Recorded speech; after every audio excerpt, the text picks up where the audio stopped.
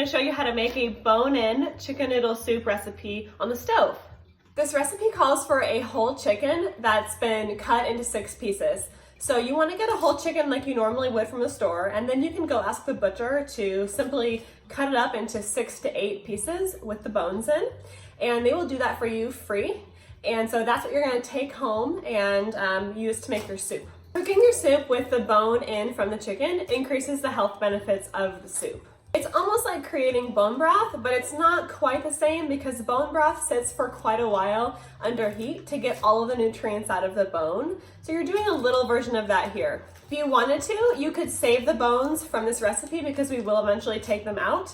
And then you can use them to make bone broth, but that can take a few days. So if you're not gonna serve this recipe for another week, that would be fine. I especially love this recipe because of the apple cider vinegar. My family at our homestead loves vinegar. We practically drink it from the bottle. So apple cider vinegar we use on salad dressings, we put it in the water feeder for our chickens, and it's really tasty in soup, and it's also very nutritious for you. This recipe I think calls for about 2 tablespoons of apple cider vinegar. If you love apple cider vinegar, you can add more. If you don't love it, you can add less. For this recipe, you will need a whole chicken. Get organic, pasture raised if it's available to you, about 4 pounds to 4.5 pounds. So a whole chicken cut into 6 to 8 pieces by the butcher. And then you will need celery, carrots, garlic, onion, salt, pepper, apple cider vinegar, and bay leaf. And then optional toppings are parsley and Parmesan cheese. We love Parmesan cheese on top of this. And then of course, if you're making this with pasta, you will need the pasta of your choosing. So the basic process with this is we're gonna make it on the stove with water, and our soup will consist of the taste and the nutrients from the bones and the chicken, the celery and garlic, carrots, and all the things you're gonna put in it. It's gonna be really tasty. We will have to de-skin the chicken, and then we will have to peel the meat off the bones at the end. So there's a little bit of manual labor. I would grab your apron and leave yourself a couple of hours to do this. I promise you it's worth it. And if you want, you can even make this before you're going to serve it, several days in advance. The longer it sits in your fridge, the better it is. I can keep this recipe in my fridge for about a week.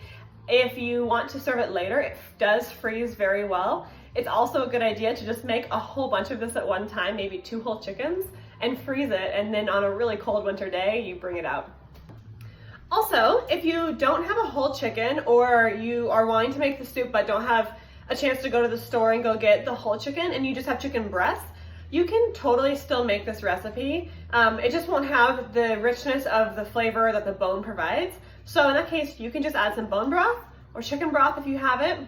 If not, you can still make it. Another good use for this recipe is if you're sick.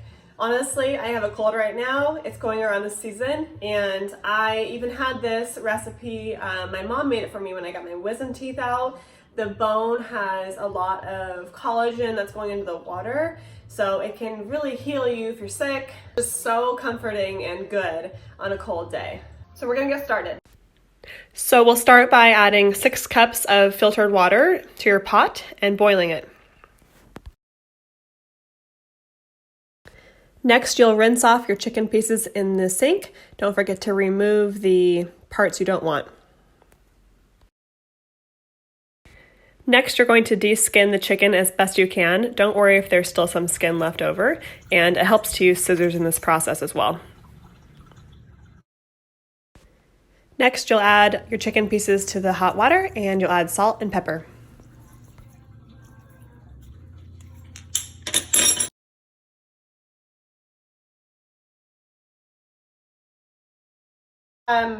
In the recipe on my page, I say 2 celery sticks. You can really adjust this accordingly. When I used to make this in my apartment before we lived in an area where we could get local food, the celery was so big, and so 2 celery sticks was quite a bit. Now I'm using a local celery, and so it's a lot smaller. So I'm actually gonna use 4. So you're gonna wanna just chop that into small pieces that you're later going to eat with the soup.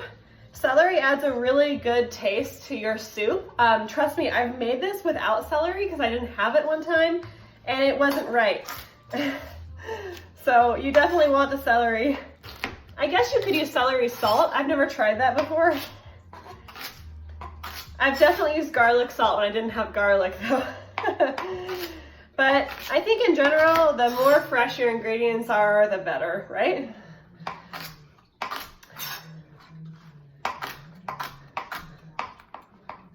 I'm not gonna add this until the water is boiling, so for now I'm just gonna set it aside in a bowl.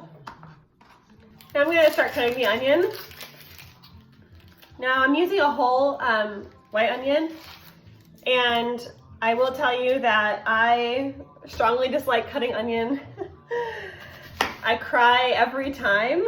So if you have any suggestions on how to cut onion without crying, let me know.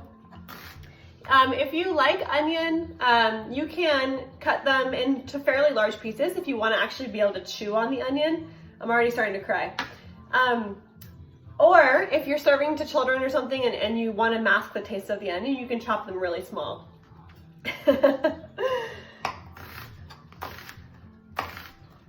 Usually I just cut this really fast, as fast as possible, so I get it over with, so the scent goes away and my eyes don't tear up as much.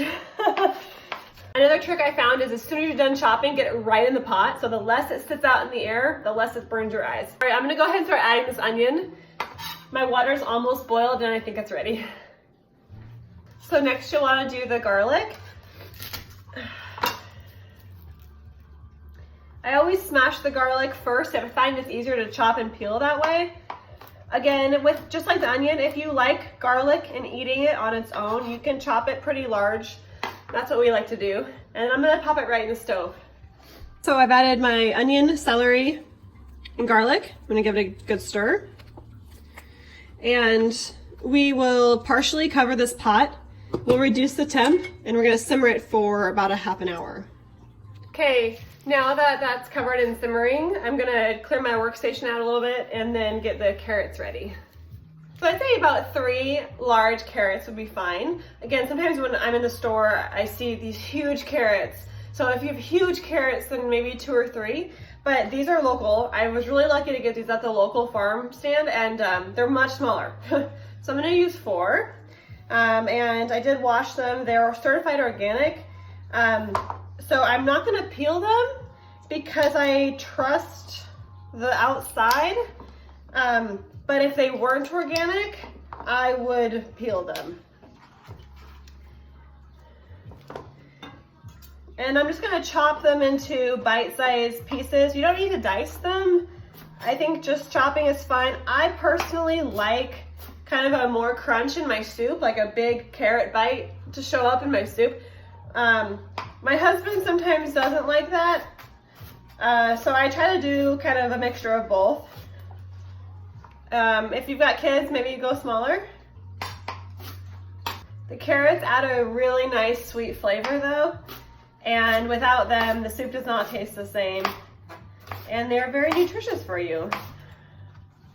So you want to set the carrots aside. We're not gonna add them until after this 30 minutes is up because we don't want them to get too overcooked and mushy. We still want them to have a crunch. So just cut them for now. So it's been 30 minutes simmering. At this point, we're going to remove the breasts out of the pot. This is so that they don't get too overcooked. I'm gonna just set them on a plate and then leave them there. Okay, so we remove the chicken breasts. Now we're gonna add our carrots to the pot and we'll partially cover it again and simmer it for another 40 minutes. This is getting all those great flavors and nutrients into your soup. Waiting for that to finish, go ahead and start your pasta. So you can serve this as soup alone, or you can do a chicken noodle soup. So what I'm gonna do for this pasta is I'm gonna bring a pot of water to a boil and I'll let that sit.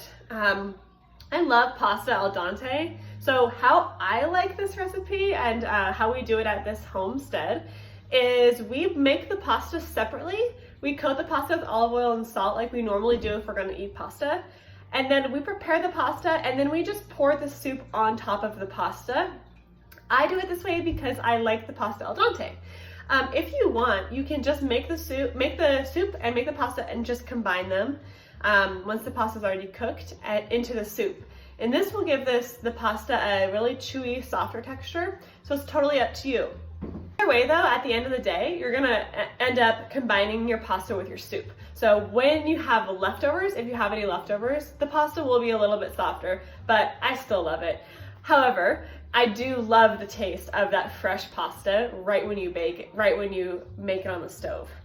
So we like fusilli pasta. We're gonna use this organic fusilli pasta. You can also do spaghetti. You can do penne. It really doesn't matter. That's what's so fun about it. So have fun. So the other thing you can do while you're waiting for the 40 minutes on the second set is start to peel the meat off of your bone. So the breast meat that you took out, once it's cool enough, start peeling the meat off. So I'm just gonna do this with my hands. And don't do this right away because it's gonna be really hot. So you don't want that. Let it cool and just start peeling. It should be really beautiful, and it's still quite hot even though I've let it sit for a while, so be careful. And again, if you wanna save the bones for bone broth, then you can. I will link a really good bone broth recipe below using the Instant Pot. So I would keep peeling into pretty small pieces. And eventually that's what you're gonna be eating in the soup. So go ahead and peel it or chop it however you like. I just like to peel it. Another great use with this chicken on the bone is if you have chickens, they love picking meat off the bones. I know that sounds crazy, but they do. So this would be a great chicken treat. So now you are ready to take the rest of the meat out of the soup, and we need to take the meat off the bone. So use a tool to take the meat out because it's gonna be hot. And as you can see, it's steaming. So you're gonna wanna let this sit for a bit before you take the meat off. So I just took my chicken out of here, and you will probably find little bits of chicken skin floating in here, and you can pick that out. I've done that before. It's totally fine. It's just because you boiled it in here, so it just fell off. Or you can leave it in. That's fine too. So once you have all of your meat shredded, you're gonna add it back to your pot. Then you're gonna add about 2 tablespoons of apple cider vinegar. More if you like the taste and less if you don't. And you're gonna turn it back on a simmer, and at that point, it's ready to serve. If you simmer it for longer, it will taste that much better, but it's ready at this point. So you're gonna wanna put it over the pasta like I described earlier, and we love to top it with Parmesan cheese. So you can also do parsley, and then you're gonna wanna add salt and pepper to taste if you think it needs more. So here is our final product, warm, rich, and ready to serve. Well, I hope you enjoyed this simple, tasty, farm-fresh, bone-in chicken noodle soup recipe. If you're new to my channel, please subscribe on YouTube and like my Facebook. For the full recipe, it'll be on my Facebook page. I post weekly farm-fresh, organic, simple recipes and homesteading ideas. As always, feel free to share this recipe with someone you think would like it, and thank you for sharing in our homestead.